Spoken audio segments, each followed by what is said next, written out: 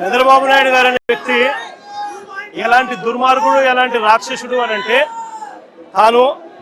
అబద్ధం చెప్పాడు అని, మోసం చేశాడు అని ప్రజలకంతా తెలిసిపోయింది. సిబిఐ స్వయంగా ఛార్జ్ షీట్లో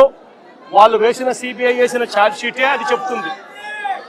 ఎటువంటి ఛార్జ్ షీట్లో వీళ్ళు ఎవరి పేర్లు పెట్టకపోవడము,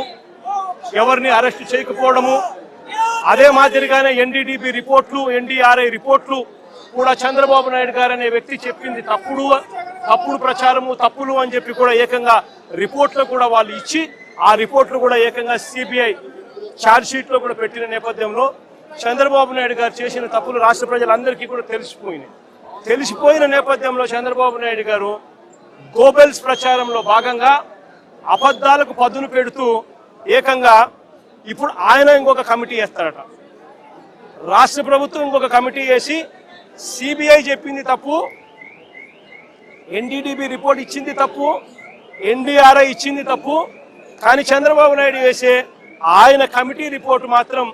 అదే మాదిరిగా చెప్పాలి అని చెప్తూ ఆయనకు కావలసిన విధంగా ఇంకొక రిపోర్ట్ వేసుకొని రాష్ట్ర ప్రజల మీద దాన్ని కూడా రుద్దే ప్రయత్నం కూడా చేస్తూ ఉన్నాడనంటే, ఇంతకన్నా దిగజారిపోయిన రాజకీయ నాయకుడు ప్రపంచ చరిత్రలో ఎత్తినా కూడా ఎక్కడా కూడా కనిపించడు అని సందర్భంగా చెప్తాను.